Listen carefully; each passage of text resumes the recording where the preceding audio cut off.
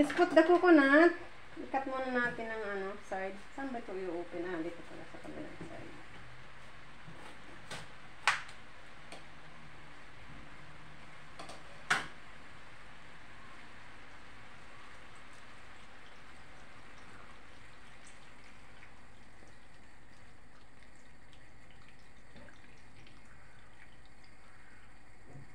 Magtitira ako ng konting coconut guys kasi meron akong red bean na niluto kanina at lalagyan natin ng coconut para sa ating dessert. Mamaya pakita ko sa inyo. So hindi ko ubusin yung aking coconut. Kasi isa lang ang nabili ko guys, to be honest. So ayan na. Ilagay na natin ang ating yung mamaya na pala yung ating green pangpaganda ng kulay.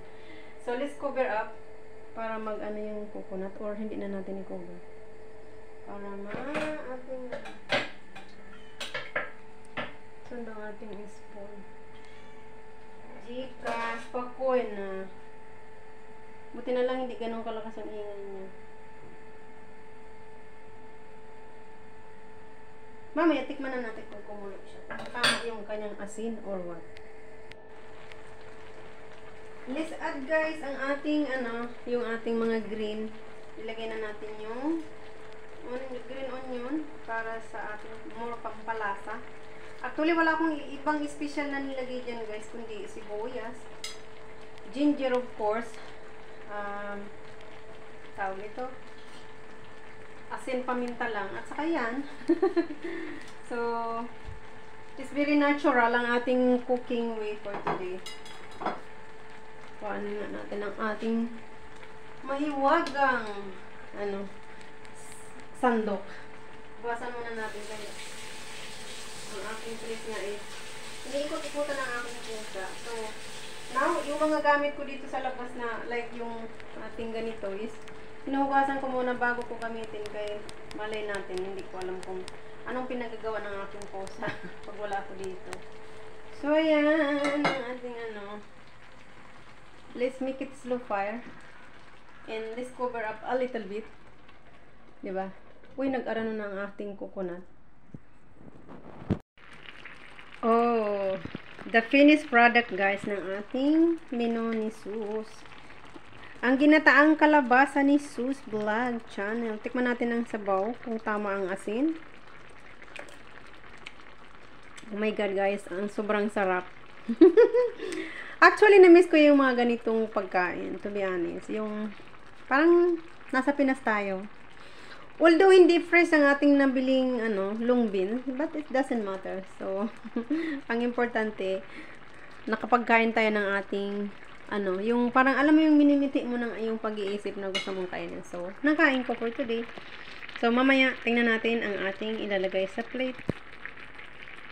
So, ayan guys, ito na ang ating pagkain sa ating table. Ayan, magpapapak tayo ng isda ngayon. So, 2 piraso ang aking isda na kinuha. Inagpas, ayan na ang ating corn rice. So, ready na ang ating, kakain na tayo ng lunch. Kain tayo guys. Tikman natin ang ating niluto for today. Sorry. Jika, ang aking pusa talaga ay maingay guys. Tikman muna natin ang corn kung tama lang ba ang Isang subo para sa inyong lahat, sa aking mga kaibigan sa YouTube. Lagyan natin ng gulay, kalabasa, pampalinaw sa mata, isda. Ayan, hindi ko alam kung so ayan guys, ang ating fish. Para naman. So, ayan. Kakain muna tayo. Tikman natin ang gulay kung tama lang ba. Ayan. Kalabasa. Isang subo para sa inyo.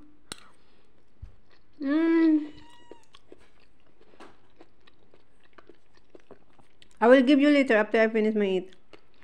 Tikman natin ang long bean. With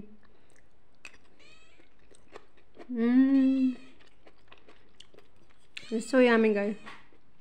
So, That's all for today's video with Sus. Ako po'y kakain na rin para ako'y mabusog na rin ng aking kinain at makakain na tayo. So, that's all for today's video. Maraming salamat everyone. Thank you everyone. And of course, ayan ang aking lemon water. Maraming salamat po. It's very tasty. It's very yummy. I love you all. God bless everyone. Bye-bye.